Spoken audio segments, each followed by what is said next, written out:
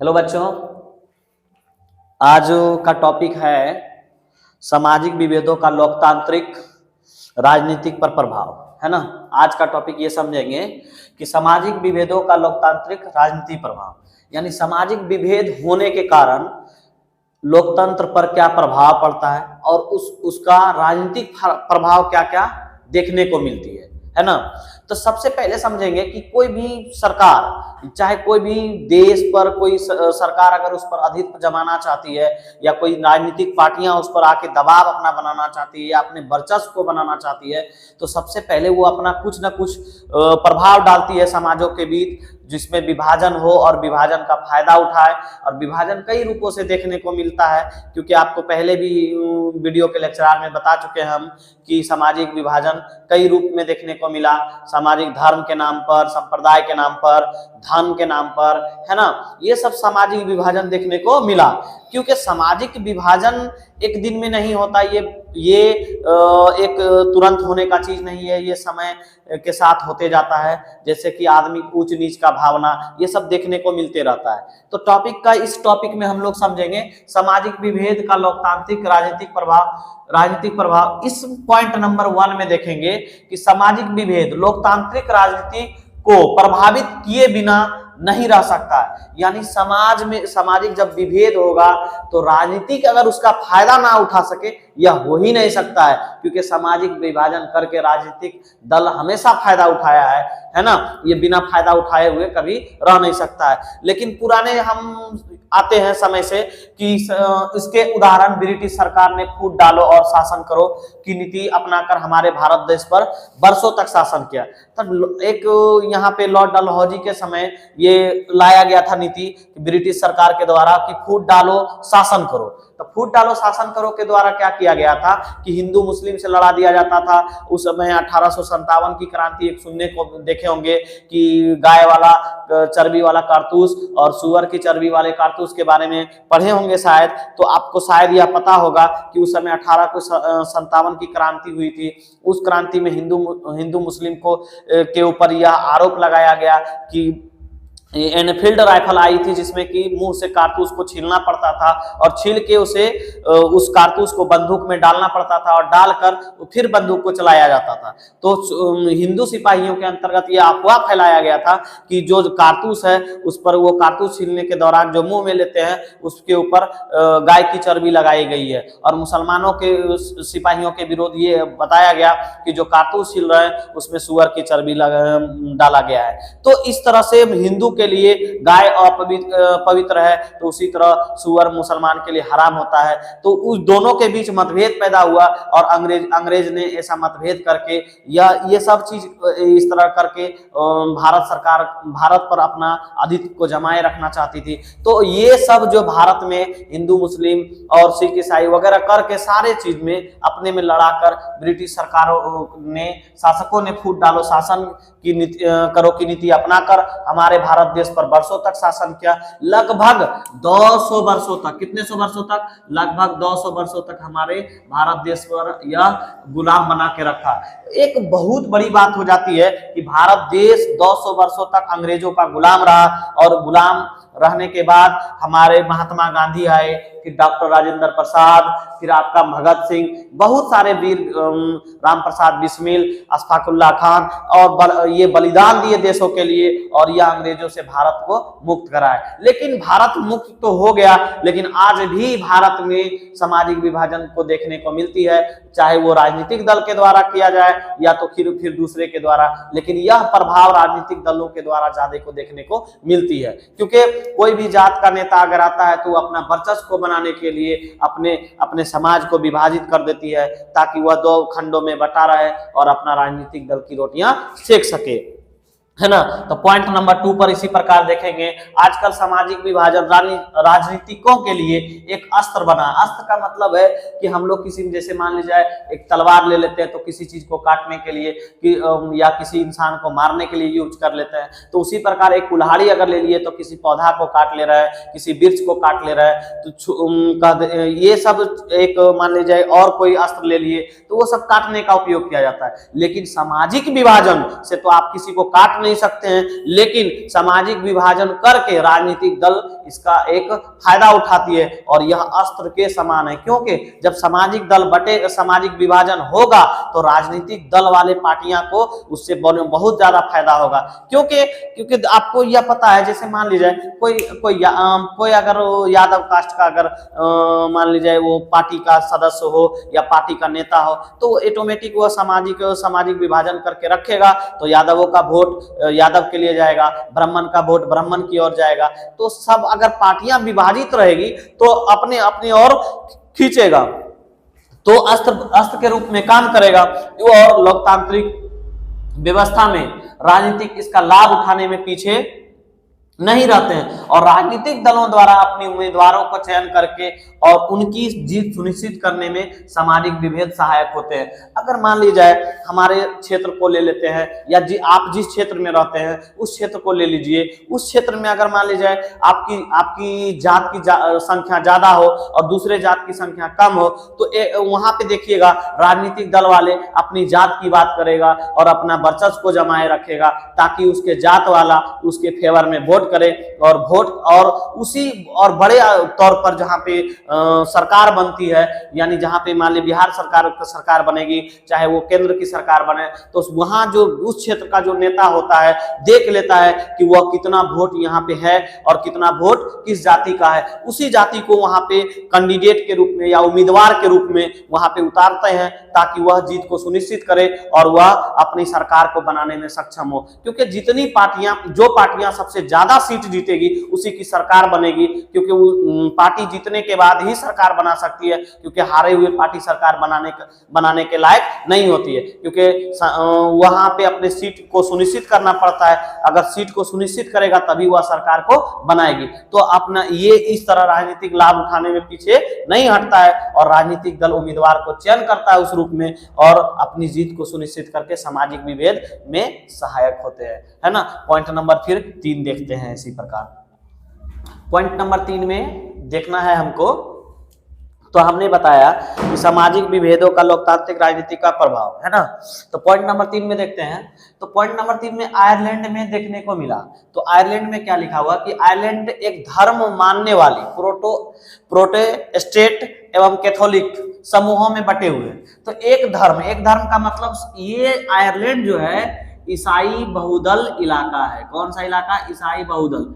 ईसाई बहुदल मतलब सारे के सारे जितना आयरलैंड में लोग रहने वाले हैं सारे के सारे ईसाई लोग हैं और एक धर्म के ही मानने वाले हैं। फिर भी यहाँ प्रोटेस्टेंट और कैथोलिक 2 समूहों में बटे हुए हैं। इसी आधार पर वहां 2 प्रमुख राजनीतिक दल इसी आधार पर गठित है और यह 2 समूहों में बटना और बट के यह राजनीतिक फायदा उठा ही रहा है। क्योंकि 2 समूहों का 2 राजनीतिक पार्टियां हैं और 2 राजनीतिक पार्टियां अपना अपना रोटी सेकने के लिए दोनों अपनी अपने तरह से भाषण देते हैं और अपने अपने तरह से जनता को लुभाने के लिए अलग अलग प्रकार से प्रस्ताव को रखते हैं और प्रस्ताव रखकर अपने पक्ष की ओर वोट को करवाते हैं और अपनी सरकार बनाते हैं। तो सबसे पहले यहाँ पे देखे थे कि आयरलैंड एक धर्म मानने वाली प्रोटेस्टेंट और कैथोलिक समूह में बटे हुए हैं और एक धर्म का मतलब हो गया ईसाई बहुदल ही इलाका है, उसमें ना तो कोई हिंदू है ना तो कोई पारसी है, कोई जात नहीं है और वहां पे सारे के सारे ईसाई लोग ही है। इसीलिए एक धर्म मानने वाली ईसाई बहुदल अगर स्टेट आपका देश है तो वो आपका आयरलैंड है। इसी आधार पर वहां 2 प्रमुख राजनीतिक दल की पार्टियां बनी हुई है ना। एक आपका बटा हुआ समूह क्या कहला रहा है? प्रोटेस्टेंट। और दूसरा समूह क्या कहला रहा है? कैथोलिक प्रोटेस्टेंट जो है वो यूनिलिस्ट पार्टी जो है यूनियनिस्ट पार्टी जो है क्या कर रहा है? प्रोटेस्टेंट को जो है वो चला रही है कि प्रोटेस्टेंट वाले को मतलब सारे नेता जो है प्रोटेस्टेंट का है। कौन? यूनियनिस्ट पार्टी में, और यूनियनिस्ट पार्टी को चलाने वाला सारे जनता कहाँ के हैं, तब प्रोटेस्टेंट वाले हैं। और कैथोलिक जो है वो कैथोलिक पार्टियां जो जनता है वो कौन सी पार्टी बना रखी है, नेशनलिस्ट पार्टी बना रखी है। नेशनलिस्ट पार्टी को चलाने वाला कौन है, कैथोलिक लोग हैं। और इसकी आबादी आयरलैंड में किसकी, प्रोटेस्टेंट की आबादी आयरलैंड में 53% आबादी है। कितना प्रतिशत आबादी है आयरलैंड में, किसका, प्रोटेस्टेंट का, तो 53% आबादी है। और कैथोलिक का कितने प्रतिशत आबादी है, 44% आबादी है। अगर 44% आबादी और इसकी आबादी कितना प्रतिशत, 53% है। और इसका प्रोटेस्टेंट का मांग क्या रहता है, यूनियनिस्ट पार्टी का, कि उत्तरी आयरलैंड को ब्रिटेन में मिलाना चाहता है, क्योंकि मुख्यतः ब्रिटेन मुख्यतः प्रोटेस्टेंट देश है ना। और यह चाहता है प्रोटेस्टेंट कि हम ब्रिटेन सरकार में मिल के रहें ताकि हमारे आने वाला फ्यूचर बन सके। और लेकिन कैथोलिक चाहता नहीं कि उत्तरी आयरलैंड को एक आयरलैंड गणराज्य बनाए ताकि हमारा एक अलग देश हो, है ना। लेकिन कैथोलिक बहुल देश चाहता है कि ये एक कैथोलिक वाले हैं, ये कैथोलिक बहुल देश बना के रहना चाहते हैं। तो ये सारे चीज, ये दोनों प्रोटेस्टेंट और कैथोलिक दोनों पार्टियां क्या करती है, ये दोनों चीजों का, ये दोनों के बीच जो मतभेद है, और यह मतभेद होने के कारण अपने अपने राजनीतिक प्रभाव उठाती है, और राजनीतिक प्रभाव डालकर ये दोनों समाज के बीच क्या करती है, अपना फायदा उठा रही है। तो 1998 ईस्वी में, सन 1998 ईस्वी में ब्रिटेन की सरकार और नेशनलिस्टों के बीच शांति समझौता हुआ, जिसमें दोनों पक्षों ने हिंसक आंदोलन बंद करने की बात स्वीकार की। सबसे पहले जब तक ये हम बताए थे 1950 से 60 के दशक में, इसमें बहुत 1950 से 60 के दशक में बहुत ज्यादा इसमें चला था, मतलब मतभेद चलता रहा। लेकिन यह मतभेद देखने को बहुत सारा मिला। लेकिन क्या है कि सबसे बड़ी चीज हम एक ही बात बताना चाहेंगे कि भारत में भी आए दिन देखते हैं कि राजनीतिक पार्टियां उसका फायदा उठाती है। उसी प्रकार से यहाँ पे आयरलैंड के जितनी भी दोनों राजनीतिक पार्टियां, एक यूनियनिस्ट पार्टी, एक नेशनलिस्ट पार्टी, दोनों अपने तरफ से राजनीतिक करके, राजनीतिक प्रभाव डाल के जनता के बीच अपना प्रभाव को ये बरकरार रखती है और मतभेद को पैदा करती है, और मतभेद को पैदा करके अपने राजनीतिक प्रभाव को कायम रखना चाहती है। इसी प्रकार पॉइंट नंबर हम 4 देखते हैं। पॉइंट नंबर 4 में देखते हैं, सामाजिक विभेद भी श्रीलंका में देखने को मिलती है। यहाँ भी 2 समूहों में बटा हुआ है ना। तो सबसे पहले हम एक बार और श्रीलंका में चर्चा किए थे कि ये अगर पिछले वीडियो में कि बताए थे कि मतलब सिंगली और वहाँ तमिल 2 समुदाय में बटे हुए हैं, है ना। तो ये दोनों समुदाय में बटे होने के कारण तो इस पर राजनीतिक फायदा उठाता था वहां के दल, क्योंकि वहां के दल जो है इसका बहुत ज्यादा फायदा उठाया, क्योंकि सिंगली समुदाय का जनसंख्या जो बहुत ज्यादा थी और तमिल की संख्या बहुत कम थी। तो तमिल की संख्या बहुत कम होने के कारण सिंगली के जो नेता थे वो बहुत ज्यादा ही वर्चस्व को बना के रखे थे वहां श्रीलंका में, जिसका बहुत बुरा परिणाम भी देखने को 2022 में मिला था। वहां के लोगों को एक ही सरकार बार बार बनने के बाद, सिंगली सरकार बनने के बाद इतनी महंगाई ज्यादा बढ़ गई कि वहां के लोग सड़क पर उतरे, और वहां के लोग को टमाटर जो है 500 रुपए किलो खाने पड़े। ये महंगाई का दौर श्रीलंका में हो गया था। तो वहां के जो बड़े बड़े क्रिकेटर थे, एक आप नाम जानते होंगे शायद, सनत जयसूर्या, संकारा, ये सब सारे जो बड़े बड़े क्रिकेटर्स थे जो कि वर्ल्ड पर अपना नाम और छाप दोनों छोड़े चुके थे, वो सभी लोग रोड पर आके महिला राजपक्ष जो वहां के सिंगली ही समुदाय के राष्ट्रपति थे उसका विरोध किया। सोच लीजिए, एक बहुत बड़ी समुदाय, मतलब एक बहुत बड़ी समुदाय का मतलब है सिंगली का एक बहुत बड़ा समुदाय है, और उस समुदाय का एक बहुत बड़ा क्रिकेटर, महिला ये कह सकते हैं क्रिकेटर कौन, सनत जयसूर्या और संकारा जैसे क्रिकेटर जो कि वर्ल्ड में अपना नाम कमाए हुए हैं, और वो सारे क्रिकेटर्स अगर रोड पर आके और एक सरकार का विरोध करता हो तो बहुत बड़ी बात मानी जा सकती है। उसी तरह यहाँ पे देखिए कि हम इसके बारे में पूरा डिटेल्स बता रहे हैं, थोड़ा इसको बढ़िया से समझिएगा, है ना। श्रीलंका 2 समुदायों में बटा हुआ था, एक क्या चीज में, सिंगली में, और दूसरा क्या चीज में, तमिल में।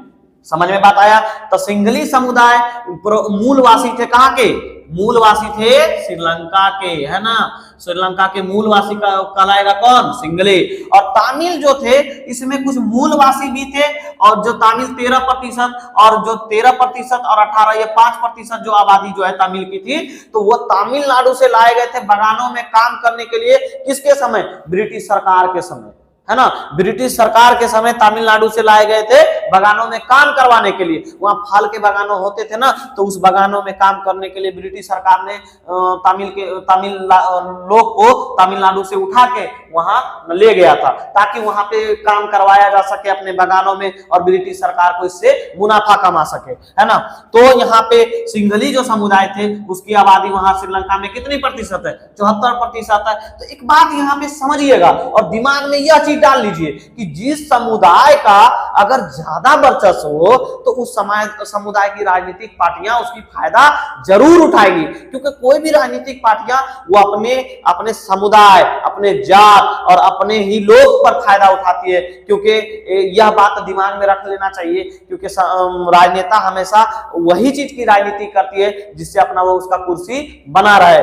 तो उस समय आबादी इसका 74% था, और सिंघली जो है श्रीलंका की मूलवासी थे, और उसका भाषा भी क्या था? सिंघली था। और यह सब जो है बौद्ध धर्म के अनुयायी थे, यानी जितना के जितना सिंघली जो लोग थे वो सारे के सारे कौन सा धर्म मानते थे? बौद्ध धर्म मानते थे। और 2020 कितना? 2020 में वहां के राष्ट्रपति जो थे सिंघली के राष्ट्रपति थे महिला राजपक्षे, और महिला राजपक्षे के समय में ही विरोध होना सरकार का बहुत बड़ी कमियां महसूस करवाती है। यह वर्ल्ड को और पूरा विश्व को यह बात दिमाग में डालना चाहिए कि किसी भी समुदाय की राजनीति और किसी भी जात की राजनीति अगर करिएगा तो वह देश के लिए बहुत ही घातक होता है। जैसे कि यह बहुत ही हाल ही समय में 2020 के समय में श्रीलंका में देखने को मिला, जिससे महंगाई इतनी ज्यादा हुई कि वहां के क्रिकेटर, वहां के राजनेता सारे रोड पर आए और टमाटर का विरोध करना पड़ा, क्योंकि टमाटर वहां के लोग 500 रुपया किलो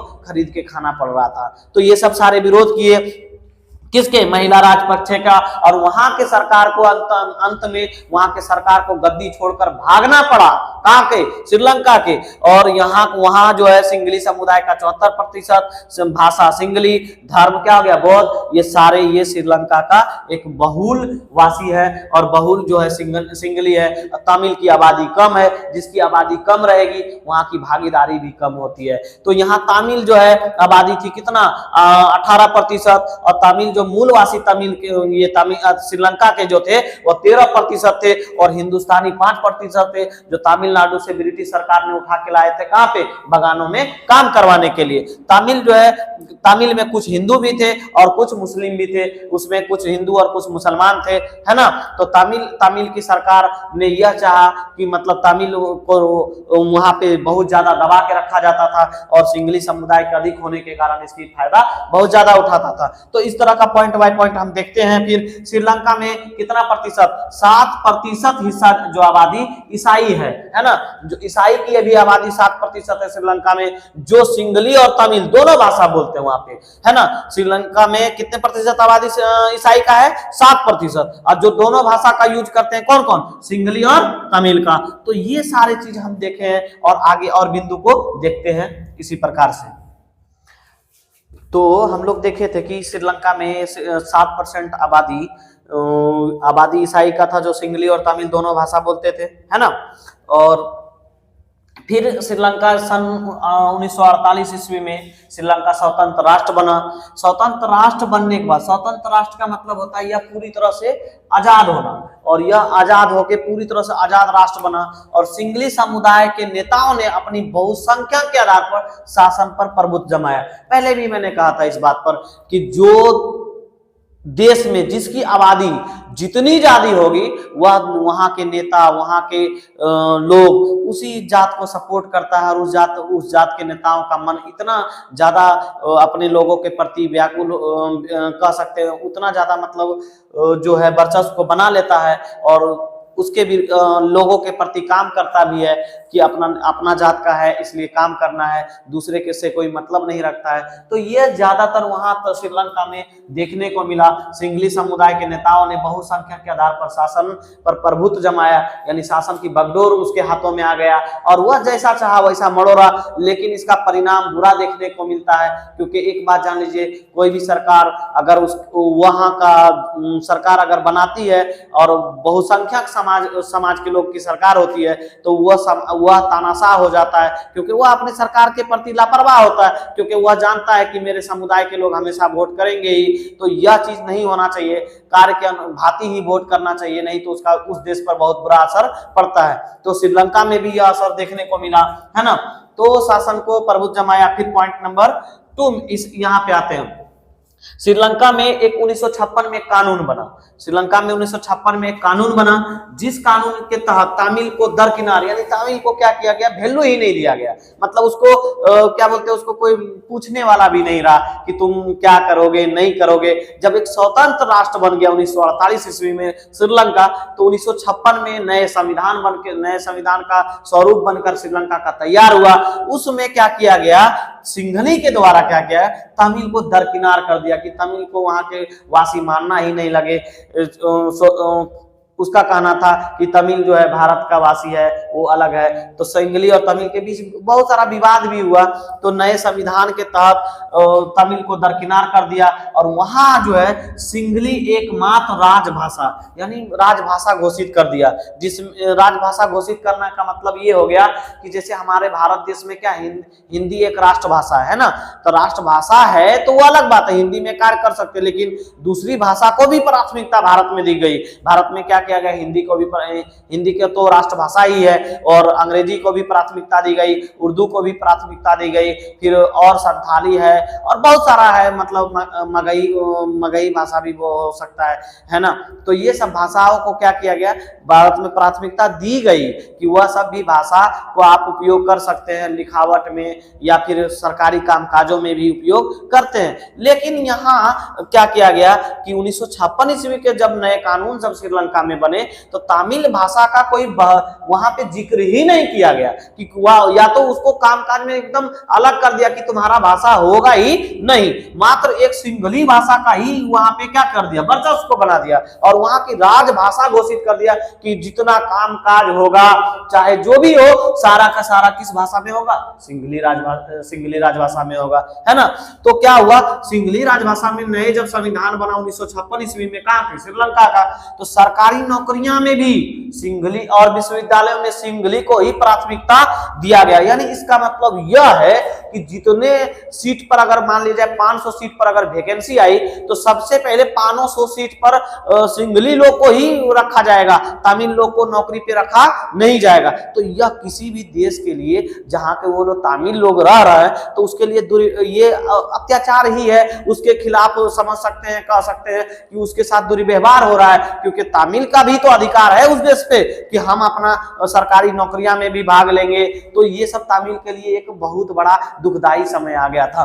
तो तमिल वाले को लोग को सरकारी नौकरियां से वंचित कर दिया गया, उसे विश्वविद्यालयों में सिंघली को ही प्राथमिकता देने लगे। नए संविधान में यह प्रावधान लाया गया और कि जो सिंघली की सरकार बनेगी या कोई भी सरकार बनेगी, तो वहां पे बौद्ध मत, यानी बौद्ध मत मतलब बौद्ध धर्म को मानने वाले को मतलब संरक्षण भी देगा और बौद्ध धर्म को वहां बढ़ावा देगा। कहां, श्रीलंका में। तो कोई भी आदमी सिंघली को ही बढ़ावा देने के बाद, मान लीजिए वहां के देश के लोग, मान लीजिए रहता हो तमिल रह रहे हैं, कुछ उसमें हिंदू भाई भी थे, कुछ मुसलमान भाई थे, तो वो लोग को भी अपने धर्म की आजादी मिलनी चाहिए थी कि हिंदू अपना प्रचार प्रसार कर सके, मुस्लिम भी अपना प्रचार प्रसार कर सके। लेकिन नहीं, ऐसा वहां नहीं किया गया कि ना तो उस वहां के हिंदू भाई को ना तो संरक्षण दिया जा रहा था, ना तो उस धर्म को बढ़ावा दिया जा रहा था, बल्कि वो लोग को सीमित कर दिया गया। बाकी बात वहां के सिंघली लोग बौद्ध धर्म को मानते थे, तो बौद्ध धर्म को बढ़ावा भी देने लगा और उन लोगों को संरक्षण भी देने लगा। कहां के, श्रीलंका में। और यह परिधान कब लाया गया, 1956 ईस्वी में। कब, किसके द्वारा, श्रीलंका के नए संविधान के द्वारा। कोई दिक्कत, पॉइंट, इसको फिर अगला बिंदु को देखते हैं। श्रीलंका में श्रीलंकाई तमिल ने अपनी राजनीतिक पार्टियां बनाई।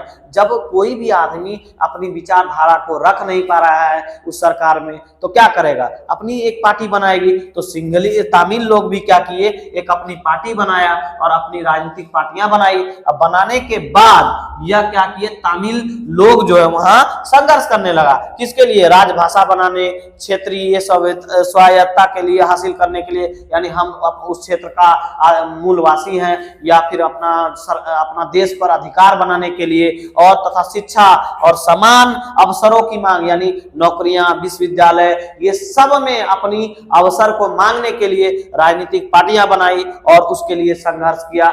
इतना ज्यादा संघर्ष चला कि अंत में गृह युद्ध का भी सामना देखना पड़ा, किसमें, तमिल और सिंघली के बीच। श्रीलंका में दो समुदायों में पारस्परिक अविश्वास को लेकर टकराव हुआ। टकराव होना, जो कि एक टकराव होने के बाद क्या होता है, अगर कोई देश में अगर दो समुदाय लड़ रहे हैं तो दोनों में क्या, गृह युद्ध होता है। और गृह युद्ध इतना परिवर्तित हो गया जो कि बहुत भयानक भी रूप में लिया, लेकिन यह गृह युद्ध श्रीलंका में 2009 में समाप्त हुआ। यह देखे कि हम लोग कि इस बिंदु में कि सामाजिक विभेद होने के बाद राजनीतिक पार्टियां या राजनीतिक प्रभाव इस पर क्या क्या पड़ता है और देखने को मिला। तो राजनीतिक प्रभाव जो है एक लोकतंत्र में अगर दो समुदायों में बटे हुए हैं तो आपको देखने को मिलेगा। तो ये सारे बिंदु हम देखें कि श्रीलंका में हो चाहे वो भारत में भी हो, अगर ऐसा होगा तो वह देखने को मिलेगा। और ठीक इसी प्रकार से हर एक देश में अगर कोई भी लोकतांत्रिक राज्य में अगर दो समुदायों में बटे हैं तो वहाँ की पार्टियां, वहाँ के दल ये राजनीतिक फायदा उठाते हैं। तो इस बिंदु को देखें। अब अगले बिंदु पढ़ेंगे, उस बिंदु पर फिर चर्चा करते हैं। हाँ, तो अगला पॉइंट हम लोग देखते हैं, सामाजिक विभेदों की राजनीतिक परिणाम। तो सामाजिक विभेद होने के बाद राजनीतिक परिणाम क्या क्या निकलकर सामने आता है उसके बिंदु को हम लोग देखेंगे। ठीक है, तो सामाजिक विभेदों का लोकतांत्रिक राजनीतिक पर प्रभाव पड़े बिना नहीं रह सकता है। हमने पहले भी बताया कि सामाजिक जब विभाजन होता है तो उसका परिणाम कुछ न कुछ पड़ता है, दो समुदाय में बढ़ जाता है, दो समुदाय एक दूसरे को नीच भावना से देखते हैं। तो ये सब सारे लोकतंत्र में एक दुर्भाग्यपूर्ण बात है, क्योंकि लोकतंत्र में सबका सम्मान होना चाहिए, सबको एक दर्जा मिलना चाहिए। ऐसा लेकिन नहीं हो पाने का कारण लोकतंत्र का खतरा बना रहता है ना। तो ये सामाजिक विभेद का लोकतांत्रिक राजनीतिक पर प्रभाव पड़े बिना नहीं रह सकता है, लेकिन यह सबसे दुर्भाग्यपूर्ण पहलू है, यानी सबसे बड़ा मतलब कह सकते हैं घातक पहलू, या जीवन समाज के लिए या देश के लिए बहुत ही बुरा परिणाम पड़ता है इस विभाजन के बाद। तो किसी लोकतांत्रिक व्यवस्था में सामाजिक विभेद राजनीति को इतना प्रभावित कर देता है कि वहां सामाजिक विभेद को ही राजनीतिक हावी हो जाती है। यानी इसका अर्थ ये हुआ कि जब किसी लोकतांत्रिक व्यवस्था में सामाजिक विभेद इतना ज्यादा हो जाता है कि राजनीति को इतना ज्यादा उस पर किया जाता है, कि इतना ज्यादा प्रभाव हो जाता है कि वहां के लोग के दिल दिमाग में यह बैठ जाता है कि अपने ही समुदाय के लोग को वोट देना है, अपने ही समुदाय को लेकर वर्चस्व बनाना है। और ये सारे बिंदु जो कि एक इतना ज्यादा समाज में घोल देता है कि सामाजिक विभेद में राजनीति करने वाले इंसान राजनीतिक हावी हो जाता है और उसी के पक्ष में मतदान भी करता है, लोग आगे चल के वोट भी देता है ताकि वह जो है अपना वर्चस्व को कायम करके रखे। पॉइंट नंबर 2 में देखेंगे, सामाजिक विभेद राजनीतिक विभेद में परिवर्तित हो जाता है। यानी कह सकते हैं कि समाज में जब विभाजन होता है धर्म के नाम पर, समुदाय के नाम पर, क्षेत्र के नाम पर, भाषा के नाम पर, ये सारे जब विभाजन होता है तो क्या होता है कि वह धीरे धीरे राजनीतिक में परिवर्तित हो जाता है। तब इसका राजनेता चाहे छोटे दल का हो चाहे वो बड़े दल का हो, चाहे राजनीतिक ऊंचा स्तर का करता हो चाहे वह निम्न स्तर का करता हो, उसको फायदा होने लगता है, क्योंकि वह राजनेता वहां का सोच लेता है कि यह समुदाय अगर बट गया तो मेरे खेमे में वोट करेगा और हमें क्यों ही मतदान करेगा। तो यह सामाजिक विभेद जो है राजनीतिक विभेद में परिवर्तित हो जाता है। तब इसका घातक परिणाम राजनीतिक व्यवस्था को भुगतना पड़ता है, क्योंकि राजनीतिक व्यवस्था को भुगतना इसलिए पड़ता है कि आप किसी सरकार को चुन लीजिएगा तो आप वोट कर दीजिए, और वोट होने के बाद वह सरकार 5 साल के लिए जब बना लेगी तो वह 5 साल के बिना तो हट नहीं सकती है। तो वहां के ग्रामीणों को यह भुगतना पड़ता है कि हमने सरकार तो ये जात और समुदाय के लोग को चुन लिया, लेकिन वह समुदाय के नाम पर हमको कोई फायदा नहीं दे रहा है, ना तो जल, ना तो बढ़िया व्यवस्था देगी, ना तो अस्पताल का व्यवस्था देगी। तो वह सरकार तानाशाह रूप में हो जाता है, क्योंकि फिर वह यही सोचता है कि मेरे समुदाय मेरे को छोड़कर तो जाएगा नहीं और हम ही को मतदान करेगा। तो यह इस पॉइंट में, दूसरा पॉइंट में यही समझाने की कोशिश कर रहे हैं कि सामाजिक विभेद राजनीतिक विभेद कब में परिवर्तित हो जाता है, तब घातक परिणाम राजनीतिक व्यवस्था को भुगतना पड़ता है। इसके उदाहरण यूगोस्लाविया, जो है धर्म और जाति के आधार पर सामाजिक विभेद इतना ज्यादा हुआ यूगोस्लाविया में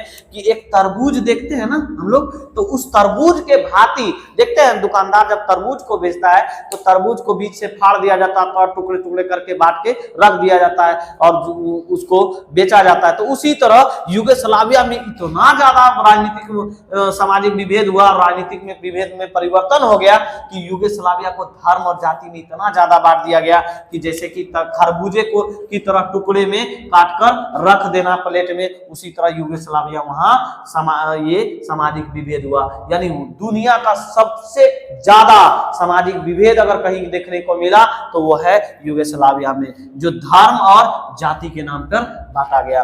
पॉइंट नंबर इसी प्रकार 3 में देखेंगे, अधिकांश लोकतांत्रिक देशों में सामाजिक विभेद अवश्य मौजूद रहते हैं और वहां राजनीतिक विभेद में परिवर्तित होते हैं। यहाँ देखिए भारत में भी कहीं ना कहीं राजनीतिक विभेद होता है, कहीं ना कहीं हर राज्य में यह चीज देखने को मिलता है। मान लीजिए हम जो राज्य में, बिहार राज्य में रहते हैं, तो कोई मान लीजिए यादव का हो कम्युनिटी, वो यादव को वोट करता है, कोई मुस्लिम का कम्युनिटी है तो मुस्लिम को वोट कर रहा है, कोई मान लीजिए राजपूत का कम्युनिटी है तो राजपूत को वोट कर रहा है, कोई अगर मान जाए मंडल वर्ग का लोग है तो मंडल वर्ग को वोट कर रहा है। तो ये सब राजनीतिक अपनी अपनी पार्टी समुदाय को बनाती है और बना के अपनी रोजगार और मतलब राजनीतिक रोजगार चलाते हैं। यह राजनीतिक रोजगार जो हमारे समाज के लिए बुरा परिणाम डालती है, क्योंकि वह पार्टियां स्वतंत्र हो जाती है कि हमारे समुदाय के लोग हम ही को वोट करेगा और उनके अलावा किसी को वोट नहीं कर सकता। इसी प्रकार से पॉइंट नंबर हम लोग 4 को देखेंगे। पॉइंट नंबर 4 में देखेंगे कि सामाजिक विभेदों का राजनीतिक परिणाम है ना। तो अधिकांश लोकतांत्रिक व्यवस्थाओं में सामाजिक विभेद और राजनीतिक अटूट संबंध बना रहता है। यानी सामाजिक विभेद और राजनीतिक में अटूट संबंध क्यों बना रहेगा? क्योंकि जब विभेद होगा तो राजनीतिक पार्टियां, पहले भी बताया, फायदा उठाएगी। तो वो दोनों के बीच संबंध बना के चलेगा तभी तो वो फायदा उठाएगा। अगर दोनों के बीच संबंध नहीं, खराब हो जाएंगे, तो कोई भी समुदाय को अगर विभाजन है तो उस समुदाय के लोग राजनीति से क्या मतलब रखेंगे? कोई मतलब नहीं रख सकता है। तो राजनीतिक में अटूट संबंध बना रहता है। विभिन्न सामाजिक मुद्दों समूहों से, विभिन्न सामाजिक समूहों से अलग अलग वायदे करते हैं। जैसे वोट को लुभाने के लिए क्या करते हैं कि मैं पानी लाऊंगा, सड़क बनवा दूंगा, बिजली लाऊंगा, ऐसा बोलते हैं। लेकिन जब वह राजनीतिक दल जीत जाते हैं तो फिर जानता है कि समुदाय के लोग हमें वोट करेंगे, रोड बनाए या ना बनाए कोई फर्क पड़ने वाला नहीं है। तो ये सारे वायदे करते हैं सामाजिक समूहों को अपने पक्ष में करने के लिए, और लुभाने के वायदे करने से भी नहीं चूकते। यानी राजनीतिक दल क्या करते हैं? बड़ी बड़ी वादाएं करती है कि ये ताकि वोट हमारे पक्ष में आए और अपने समुदाय के लोग अपने और आकर्षित करते हैं, है ना। ये सारे करके आखिरकार विशेष सामाजिक समूह जो विभाजित हो जाता है, वो लोग भी उसी राजनीतिक दल के पक्ष में मतदान कर देते हैं। और मतदान करने के बाद वह जो राजनीतिक पार्टियां सरकार बना लेती है और फिर वह अपने बहुदल हो जाते हैं कि ये हमारी सरकार बनी।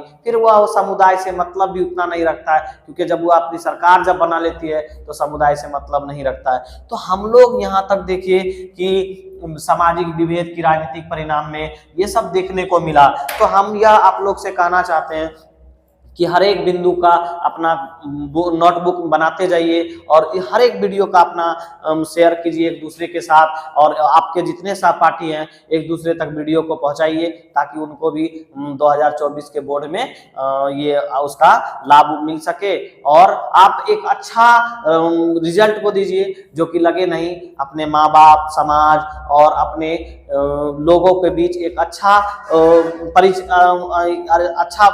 क्या कह सकते सकते उसको, अच्छा मतलब देने का एक उपहार देने का काम कीजिए, क्योंकि लोग आपके माता पिता पे गर्व करें कि नहीं अगर फलना का बेटा या बेटी जो भी है वो बहुत अच्छे पढ़ने में है, तो ये सब एक समाज के लिए बहुत उत्तरदायी माना जाता है ना। तो हम यही चीज पे आपसे अंत में ये वीडियो को यहाँ तक बताए, जो समझ में आए ठीक है, और इनको ज़्यादा से ज़्यादा अपने एक दूसरे से शेयर कीजिए, ठीक है। और फिर नेक्स्ट वीडियो में मिलते हैं।